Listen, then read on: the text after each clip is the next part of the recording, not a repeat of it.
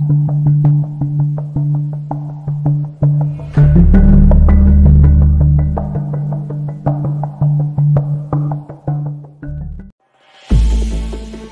अपने गले में पड़े मुकद्दस नक्श को आजमाने के बारे में सोचा कि क्यों ना मद्रासी डॉक्टर के दिल पर मुकद्दस नक्श का असर डालकर इससे खुफिया नंबर हासिल कर लूं और फिर इसी मुकद्दस नक्श के असर से हुक्म दूं कि वह सब कुछ भूल जाए। लेकिन इसमें बहुत बड़ा खतरा था। अगर किसी वजह से मद्रासी डॉक्टर पर मुकद्दस नक्श का असर न हुआ और मैंने इसकी आंखों में आंखें डालकर कहा कि मुझे अलमारियों के खुफिया नंबर बताओ, तो मैं मारा गया। इसके बाद मेरा बचाव मुश्किल ही नहीं, नामुमकिन था। मैं 2-3 दिन तक इस मसले पर गौर करता रहा। एक रोज़ मैं कैफेटेरिया में अकेला बैठा कॉफ़ी पी रहा था कि अचानक एक स्कीम मेरे जहन में आ गई। मैं खुशी से झूम उठा। मैंने केमिस्ट्री पढ़ रखी थी। मैंने एक ऐसा बेजायका महलूल सफूफ तैयार किया जिसके चंद कतरे पीने से इंसान आधे घंटे के लिए बेहोश हो सकता है। इसका तजुर्बा मैंने एक बिल्ली पर किया, जिसके चंद कतरे एक बिल्ली को पिला दिए और इस पर से उंगलियों के निशान मिटाए और रुई में लपेट कर अपनी जेब में रखकर दफ्तर आ गए। 4 बजे मैं और मद्रासी डॉक्टर गोपालन कॉफ़ी पिया करते थे। वहीं कमरे में इलेक्ट्रिक कॉफ़ी पॉट रखा था, साथ ही 2 मग भी पड़े थे। इस रोज़ मैंने जानबूझकर डॉक्टर गोपालन से कहा कि गुरुजी, आज आप अपने हाथ से कॉफ़ी बनाएं। डॉक्टर गोपालन मुस्कुराता हुआ उठा और कोने वाली मेज़ के पास खड़े होकर कॉफ़ी बनाने लगे। मैं दोनों मग साफ करके ट्रे में रखकर इसके पास ले गया। मैंने डॉक्टर गोपालन के मग में शीशी से चंद कतरे डाल दिए। फिर शुगर पार्ट खोल कर पूछा, डॉक्टर गुरुजी, चीनी तो आप वही आधा चमचा पिएंगे ना? डॉक्टर गोपालन ने इस बात में सर हिलाया और कॉफ़ी तैयार करके पहले मेरे मग में फिर अपने मग में डाली और हम अपनी मेज़ पर आकर बैठ गए और कॉफ़ी पीते हुए बातें शुरू कर दी। शाम 6:30 बजे हम सीक्रेट रूम को लॉक करते थे। अभी 2 घंटे बाकी थे। बातें करते करते डॉक्टर ने ऊँघना शुरू कर दिया और फिर बेहोश हो गया। इसके मग में अभी कॉफ़ी पड़ी थी। मैंने रुमाल से इसके मग पर लगे हुए अपने उंगलियों के निशान साफ कर दिए। इसकी जेब से चाबी निकालकर दराज खोला। कॉपी में से अलमारियों के खुफिया नंबरों की मदद से बारी बारी चारों अलमारियां खोलकर हाइड्रोजन ब्लास्ट की ब्लूप्रिंट निकाल कर मेज़ पर रखी अलमारियों को इसी तरह बंद करके नंबरों की मदद से ताले लगाए। एक बार फिर रुमाल से अलमारियों पर अपनी उंगलियों के निशान पोंछे। अपनी कॉफ़ी के मग में बेहोशी के महलूल के चंद कतरे डाले। ब्लूप्रिंट को बाथरूम में ले जाकर आग लगाकर बैतुल खला के सिंक में डाल दिया। ब्लूप्रिंट के चारों हिस्से देखते ही देखते जलकर राख हो गए। फिर मैंने सिंक की हत्थी नीचे कर दी। पानी का एक पुरशोर रेला आया और ब्लूप्रिंट की राख और बचे कुचे टुकड़ों को बहा कर ले गए। बाथरूम में एयर कंडीशन का ब्लोर लगा था। धुआं तेजी से बाहर निकल गया। अपनी उंगलियों के निशान साफ करके मैंने रुमाल की मदद से मेज के दराज बंद करके चाबी बेहोश डॉक्टर गोपालन की जेब में रख दी। इस सारे काम में कुल 7 मिनट सरफ हुए थे। अब मैंने अपने मग में से कॉफ़ी के 2-3 घूंट पिए और अपने बेहोश होने का इंतज़ार करने लगा।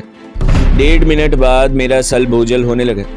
आंखें अपने आप बंद हो गईं और फिर मुझे कुछ होश न रहा। होश आया तो दफ्तर का अमला और सिक्योरिटी गार्ड्स हमें होश में लाने की कोशिश करते नजर आए। Chief security officer, director research और डायरेक्टर जनरल चारों फौलादी अलमारियां खोले तलाशी ले रहे थे। मद्रासी डॉक्टर गोपालन भी होश में आ चुका था। हमारे बयानात लिए गए। डॉक्टर गोपालन ने कहा कि कॉफ़ी पीते ही इस पर गनूदगी तारी हो गई और वो बेहोश हो गया। मैंने भी अपने बयान में यही कहा। मग्गों में बची हुई कॉफ़ी का तज्जिया किया गया तो मालूम हो कि इसमें बेहोशी की दवा मिलाई गई थी। अलमारियों में से ब्लूप्रिंट के चारों हिस्से गायब थे। हम दोनों को हेल्थ यूनिट में पहुंचा दिया गया। फौरन एक बोर्ड ने तहकीकात शुरू कर दी। नतीजा वो निकला जिसके लिए मैंने ये सारा मंसूबा तैयार किया था। तहकीकाती ऑफिसर ने अपनी रिपोर्ट में लिखा कि दुश्मन का कोई एजेंट एटॉमिक कॉम्प्लेक्स में मौजूद है, जिसने मौका देखकर मिस्टर उमर हयात यानी मुझे और डॉक्टर गोपालन को दवा पिलाकर बेहोश कर दिया और इंतहाई कीमती ब्लूप्रिंट्स निकाल कर फरार हो गया। इस तहकीकाती रिपोर्ट के मुताबिक कॉम्प्लेक्स में हिफाजती इंतजामात इंतहाई सख्त कर दिए गए। जगह जगह सिक्योरिटी गार्ड्स मुतय्यन हो गए और कॉम्प्लेक्स में महकमे ने अपने एजेंट छोड़ दिए ताकि उस जासूस का सुराग लगाया जा सके जिसने ब्लूप्रिंट्स चुरा लिए थे। मेरा ख्याल था कि मैंने मुंडापम एटॉमिक रिएक्टर को पाकिस्तान के खिलाफ तैयार किए जाने वाले हाइड्रोजन बम से महरूम कर दिया है, लेकिन बहुत जल्द मालूम हो गया कि मेरा ख्याल गलत है, क्योंकि इसी ब्लूप्रिंट की 2 नकलें बाबा एटॉमिक सेंटर महाराष्ट्र में मौजूद थी और इनकी 4 कापियाँ बहुत जल्द मुंडापम एटॉमिक कॉम्प्लेक्स में पहुँचने वाली थी। अब मैंने इस कॉम्प्लेक्स ही को धमाके से उड़ाने का फैसला कर लिया था। इंतज़ामिया ने मुझे और डॉक्टर गोपालन को सीक्रेट रूम से तब्दील कर दिया। मेरी खिदमात एडमिनिस्ट्रेशन वालों के हवाले कर दी गई। इस दौरान मुझसे काफ़ी पूछगछ की गई, मगर मैंने वही बयान दिया कि जो डॉक्टर गोपालन दे चुका था कि हमें कुछ मालूम नहीं कि हमारे साथ क्या हुआ। बस कॉफ़ी के चंद घूंट पीते ही हम बेहोश हो गए। इस वाक़े को 5वां दिन जा रहा था कि मैं अपने ऑफिस में काम में मसरूफ़ था। दोपहर के 5 बज रहे थे, हमें 6 बजे छुट्टी होती थी कि चपड़ासी ने आकर मुझे डायरेक्टर रिसर्च ब्लॉक ने अपने ऑफिस में बुलाया है। मैं समझा कोई दफ्तरी काम होगा, शायद मेरी ड्यूटी एक बार फिर सीक्रेट रूम में लगाई जा रही है।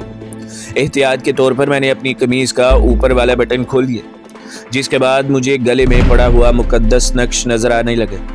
मैं निहायत सुकून से डायरेक्टर के कमरे में दाखिल हुआ था कि सामने बैठे हुए एक शनासा आदमी को देखकर मेरे पैरों तले से ज़मीन निकल गई।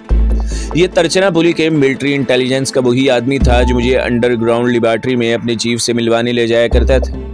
इसने मुझे देखते ही पहचान लिया और इसके मुंह से बेख्तियार तामुल जुबान में निकला, तुम। मेरा कुदरती रद्द-ए-अमल वही था जो मैंने किया। दिल में कलमा तैयबा पढ़कर मैंने सीने पर लटके मुकद्दस नक्श पर एक नज़र डाली और फिर इस शख्स की आंखों में आंखें डालकर दिल में दोहराया, तुम मुझे जानते हो, मैं तिरुचिरापल्ली में तुम्हारा दोस्त था। डायरेक्टर ने एजेंट की तरफ देखकर पूछा, आप इसे जानते हैं कि? एजेंट के दिल की काया पलट हो गई थी। वो मुकद्दस नक्श के ज़ेरे असर था। वो खाली सी नज़रों से मेरी तरफ देखते हुए लड़खड़ाती जुबान में बोला, हाँ मैं इसे जानता हूँ, ये तिरुचिरापल्ली में मेरा दोस्त है। मैं अभी तक तिरुचिरापल्ली के एजेंट की आंखों में आंखें डाले हुए थे। मैंने एक बार फिर इसे मुखातिब करके दिल में दोहराया, इसके बाद तुम मुझे भूल जाओगे। डायरेक्टर ने मेरी तरफ इशारा करके कहा, तुम जा सकते हो। मैं कमरे से बाहर निकल आया। ये एक नई मुसीबत आ गई थी। अगरचे वक्ती तौर पर मैंने इससे छुटकारा पा लिया था, लेकिन इससे किसी वक्त भी दोबारा सामना हो सकता था। अब मैं कहाँ मुकद्दस नक्श को इस्तेमाल करूँगा। वो कहीं ना कहीं मुझे पहचान लेगा और भांडा फूट जाएगा। दफ्तर बंद होने में अभी पौन घंटा बाकी था। मैंने अपने साथी क्लर्क से बात की तो इसने बताया कि तिरुचिरापल्ली से मिलिट्री इंटेलिजेंस का ऑफिसर यहाँ खसूसी तहकीकात के लिए आया है। मालूम हुआ है कि वो कॉम्प्लेक्स में ही किसी जगह ठहरा हुआ है और अभी 1 हफ्ते तक यहाँ रहकर तफ्तीश करेगा। मैं कॉम्प्लेक्स के रिएक्टर ब्लॉक को भग से उड़ाने का प्लान बना रहा था और इसके लिए कुछ केमिकल्स हासिल करने के लिए इंतहाई ताकतवर बम ब्लास्ट के बारे में गौर कर रहा था कि तिरुचिरापल्ली की ये बला आन नाजिल हुई थी। इसे 1 हफ्ता तक यहाँ क़याम करना था। जाहिर है कि वो रोज़ कॉम्प्लेक्स में आएगा और मैं इससे कहाँ तक छुप सकूँगा। एक बार तो वो मुकद्दस नक्श की वजह से मुझे भुला बैठा था, लेकिन अगर दोबारा इसका सामना हो गया तो वो मुझे फ़ौरन पहचान लेगा। हो सकता है कि मुझे इतनी मोहलत ही ना मिले कि मैं मुकद्दस नक्श का अमल दोबारा कर सकूँ। ये सूरत हाल मेरे लिए बेहद तशवीशनाक थी। आखिर मैं इसी नतीजे पर पहुँचा कि इस नई मुसीबत से जितनी जल्दी हो छुटकारा हासिल किया जाए।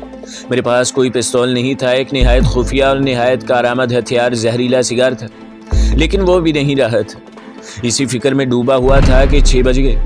दफ्तर के सदर दरवाजे से निकलने के बजाय मैं अकबी दरवाजे से गुजरकर एक क्वार्टर की पिछली साइड पर आ गया। क्वार्टर में मेरा साथी समरातन पहले पहुंच चुका था और चूल्हे पर केतली रखे कॉफ़ी के लिए पानी गर्म कर रहा था।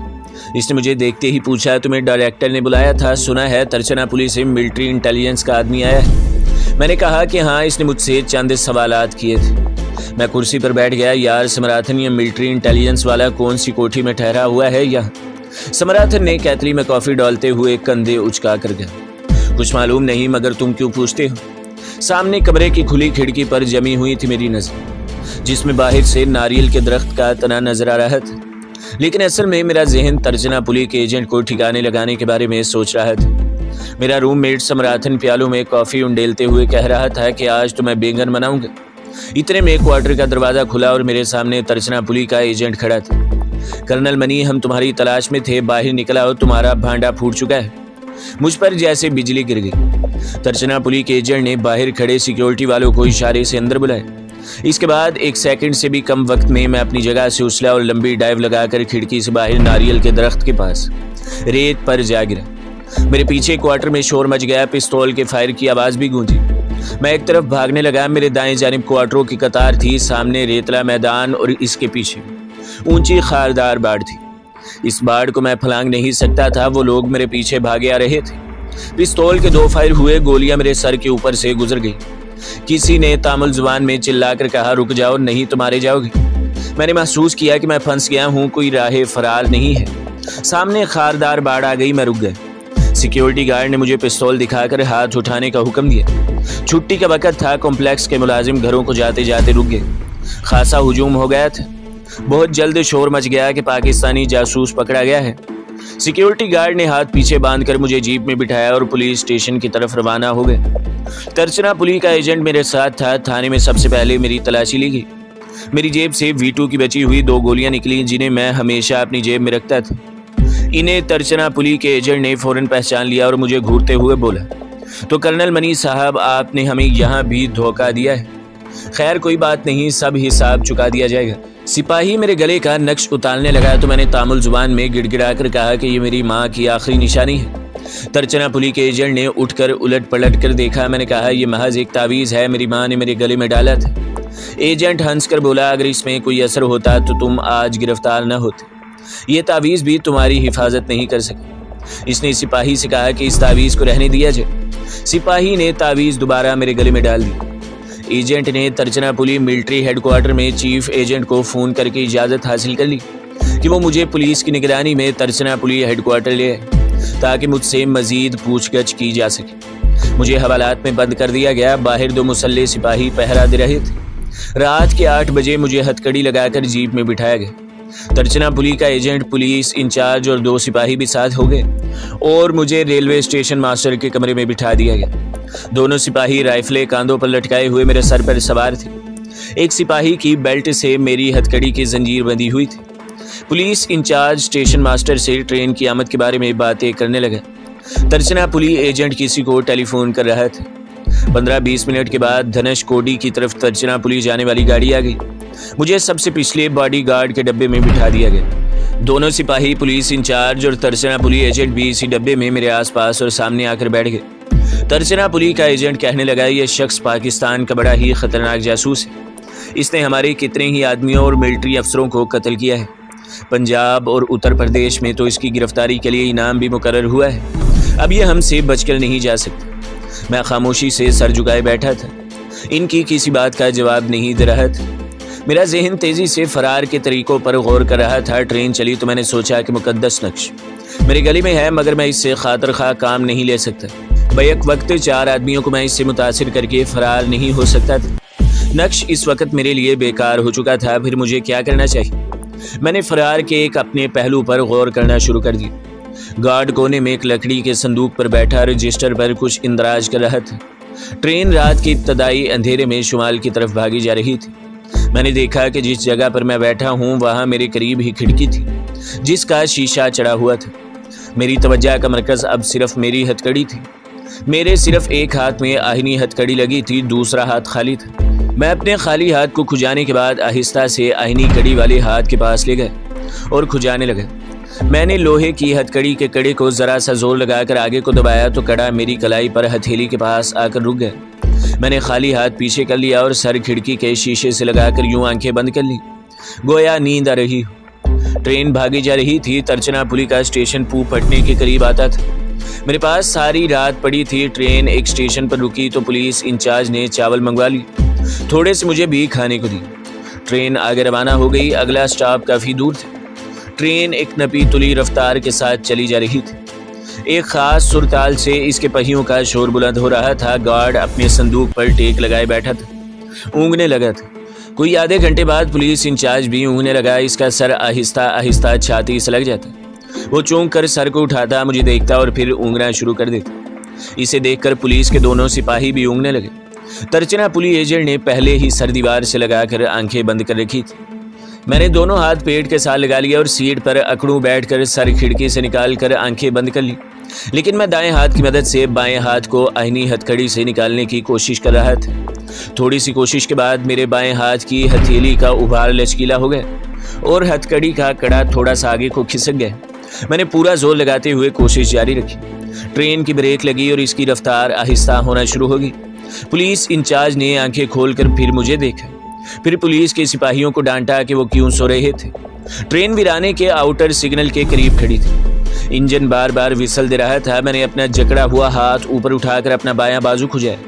मैं ये दिखाना चाहता था कि हथकड़ी अभी तक लगी हुई है। तर्चना पुलिस एजेंट सीट पर मजीद खिसक गया था और गहरी नींद सो रहा था। ट्रेन आगे खिसकने लगी, एक स्टेशन आ गया। थोड़ी देर ट्रेन यहाँ रुकी रही। पुलिस इंचार्ज ने खिड़की में से सर निकाल कर देखा, गार्ड पहले ही से बाहर जा चुका था। 10 मिनट बाद ट्रेन रवाना हो गई। पुलिस इंचार्ज ने गार्ड से तामिल जुबान में पूछा कि गाड़ी तिरुचिरापल्ली राइट टाइम पर पहुंच जाएगी। गार्ड ने अपनी घड़ी देखकर कहा 10 मिनट इस जगह लेट हो गई है, लेकिन मेरा ख्याल है ड्राइवर लेट निकाल लेगा, हम सुबह 4 बजे तक तिरुचिरापल्ली पहुंच जाएंगे। गार्ड ने बताया कि इस वक्त रात के 11 बज रहे हैं। पुलिस इंचार्ज ने पूछा अब किस स्टेशन पर गाड़ी रुकेगी? अब जो करपटा जंक्शन आएगा, मगर यह अभी काफी दूर है। ट्रेन 12 बजे रात वहां पहुंचेगी। पहले तो गोदावरी दरिया आएगा। मेरे कान खड़े हो गए। मेरा टारगेट गोदावरी दरिया होना चाहिए। अगर मैं दरिया के अलावा किसी जगह खुश्की पर खिड़की में से कूदता तो मेरी हड्डी पसली एक हो जाने का अंदेशा था, क्योंकि यहाँ ट्रेन दोनों जानिब रेत ही रेत थी। ट्रेन ने रफ्तार पकड़ी तो पुलिस इंचार्ज पर नींद ने दोबारा हमला कर दिया। इसके बाद सिपाही भी ऊँगने लगे। मैंने हथकड़ी में से हाथ निकालने की जदोजहद तेज कर दी। लोहे का कड़ा मेरी हथेली के उभार की हड्डी पर जाकर रुक जाता था। मैं जोर लगा कर कड़े को हड्डी से आगे ले जाने की कोशिश करने लगा। हथकड़ी वाला बायां हाथ सांप की तरह हरकत कर रहा था। आधे घंटे की सरतोड़ कोशिश और हथेली की हड्डी वाले उभार को जख्मी कर लेने के बाद अचानक मेरा हाथ कड़ी से निकल आया। मैंने पुलिस इंचार्ज, सिपाहियों और तिरुचिरापल्ली एजेंट का जायजा लिया। सब लोग ऊँगते ऊँगते गर्दनें ढलकाए सो रहे थे। कंपार्टमेंट में सामने वाली खिड़की खुली थी। मैंने इंतहाई एहतियात और आहिस्तगी के साथ अपनी खिड़की के शीशे को नीचे खिसकाना शुरू कर दिया। इस खिड़की से हवा दाखिल होकर आहिस्ता आहिस्ता दूसरी जानिब वाली खुली खिड़की से आती हवा में घुल मिल गई। अगर मैं एकदम से खिड़की का शीशा नीचे कर देता तो हवा की नागहानी शोर से इन लोगों की आंख खुल सकती थी। हवा का रुख कुछ ऐसा था कि खिड़की से टकरा कर पीछे की तरफ जा रही थी। मैंने हिफ्ज़े मातकद्दुम के तौर पर अपना आप खुली खिड़की के आगे कर दिया था। मेरा दिल जोर जोर से धड़क रहा था। अब मुझे दरिया का इंतजार था। इतना मुझे याद था कि ये दरिया ज्यादा चौड़े नहीं थे, इसलिए इन पर खुले पुल डाले गए थे। ये बात मेरे हक में जाती थी, वरना मैं आहिनी जंगलों से ढके हुए पुल पर से कभी नहीं कूद सकता था। मैंने दिल में खुदा से दुआ मांगी कि मेरी मदद करे। मैंने हथकड़ी से अपना हाथ निकाल रखा था। 10 मिनट बाद दरिया आ गया और ट्रेन एक खास आवाज के साथ दरिया के पुल से गुजरने लगी। मैं इसी इंतजार में था। मैंने गर्दन निकाल कर नीचे देखा। अंधेरे में दरिया का पार्ट चौड़ा था और धुंधला दिखाई दे रहा था। मैंने खुदा का नाम लेकर उठा और खिड़की से बाहर कूद गया। चूंकि ये ट्रेन का आखिरी डब्बा था, इसलिए हवा का शदीद दबाव पीछे से आगे इंजन की तरफ जा रहा था। खिड़की से गिरते ही दाएं जानिब से हवा का शदीद थपेड़ा मेरे जिस्म से टकराया और इसने मुझे आगे उछाल दिया। मैं पुल से थोड़े ही फासले पर दरिया में जा गिरा और ठंडे पानी में नीचे ही नीचे उतरता चला गया। फिर मैं हाथ पांव मारता हुआ दरिया की सतह पर आ गया। मैं पुल की दूसरी तरफ आ चुका था। मैंने पुल की तरफ देखा। ट्रेन के आखिरी डब्बे के पीछे लगी हुई सुरख बत्ती की रोशनी मुझे ऐसे लगी जैसे एक जगह ठहर गई हो। मेरे छलांग लगाते ही यकीनन मुहाफिज बेदार हो गए होंगे और उन्होंने ट्रेन की जंजीर खींच दी होगी, मगर दरिया की लहरें मुझे तेजी से आगे ही आगे बहा ले जा रही थी। मैंने बहाव के साथ तैरना शुरू कर दिया था। रात के सन्नाटे में पिस्तौल के 2 धमाके सुनाई दिए, लेकिन मैं इन लोगों की पहुंच से बाहर निकल चुका था। अब रात का अंधेरा था, दरिया की सैलाबी लहरें थी और मैं था। मौत के मुंह से बच निकलने पर मेरे अंदर एक नया वलवला पैदा हो गया था। दरिया में तैरना मेरे लिए कोई नई बात नहीं थी और फिर सैलाबी दरिया की लहरें मुझे तैरने में बेहद मदद दे रही थी। मैं दरिया की लहरों पर सीधा और बेहिस होकर लेट गया और सांस खींचकर फेफड़े फुला लिए और आहिस्ता आहिस्ता सांस लेने लगा। इसे हम मुर्दा पैराकी कहा जाता है, यानी पानी की लहरों पर मुर्दे की तरह तैरना। मुझे कुछ मालूम नहीं था कि ये दरिया आगे किधर जाता है और कहाँ से गुजरता है। सिर्फ इतना मालूम था कि ये जुनूबी इलाका है और समुंदर यहाँ से ज्यादा दूर नहीं है। हो सकता है सुबह होने तक मैं समुंदर के दहाने पर पहुंच जाऊं। मुझे इस मुकाम से पहले पहले दरिया से निकल जाना चाहिए था। दरिया की हैजानी लहरों की रफ्तार काफी तेज थी। इन उठती बैठती डोलती लहरों के सीने पर किसी लाश की तरह तैरते हुए मेरी आंखें आसमान पर चमकते सितारों को तक रही थी। इस तरह तैरने से मुझे सुकून मिल रहा था। मैंने आंखें घुमाकर किनारों की तरफ देखा। मैं दरिया के दरमियान में था और किनारों की गहरी लकीरें तारीकी में काफी दूर नजर आ रही थी। मैंने किनारे पर जाने की कोशिश नहीं की। रात गुजरती जा रही थी। देखते ही देखते सितारों ने ढलना शुरू कर दिया था। मुझे दरिया की लहरों पर बहते हुए 2-2.5 घंटे गुजर चुके थे। फिर मशरिक में सुबह काजिब की फीकी फीकी रोशनी की झलक उठी। मैंने महसूस किया कि दरिया का पाट भी चौड़ा होने लगा है। दरिया से निकलने का वक्त आ गया था। मैंने दरिया में एक डुबकी लगाई और अपना रुख मशरिक की तरफ करके किनारे की जानिब तैरना शुरू कर दिया। मैं बिल्कुल ताज़ा दम था, सिर्फ ठंडे पानी से मेरे आज़ाद सर्द हो गए थे। तेज़ तेज़ बाहें फैलाने से मेरा खून गर्म हो गया था। दरिया का किनारा अंधेरे में एक लंबी लकीर की तरह था जो मेरी तरफ बढ़ रहा था। जूं मैं आगे बढ़ रहा था, किनारे की लकीर मोटी और चौड़ी होने लगी थी। मौजों का बहाव अब भी तेज था। मेरा रुख बार बार दरिया के दरमियान की तरफ हो जाता था। सुबह के उजाले में मुझे दरिया किनारे नारियल के स्याह खाके नजर आने लगे। मैं जाफशानी से तैरता चला जा रहा था। अचानक मेरे हाथ बांस के एक छप्पर पर पड़े। ये किसी झोंपड़ी की छत का हिस्सा था जो सैलाब में कहीं पीछे से बहता आ गया था। मैंने अपना आधा जिस्म इस पर गिरा दिया और अपने दाएं हाथ को चप्पू की तरह चलाना शुरू कर दिया। थोड़ी देर बाद मैं दरिया के किनारे जा लगा। तो दोस्तों, अगली किस्त देखने के लिए हमारे चैनल को सब्सक्राइब करें, वीडियो को लाइक करें और बेल के आइकन को भी दबा दें ताकि हर जो आने वाली वीडियो है वो आपको सबसे पहले मिलती रहे।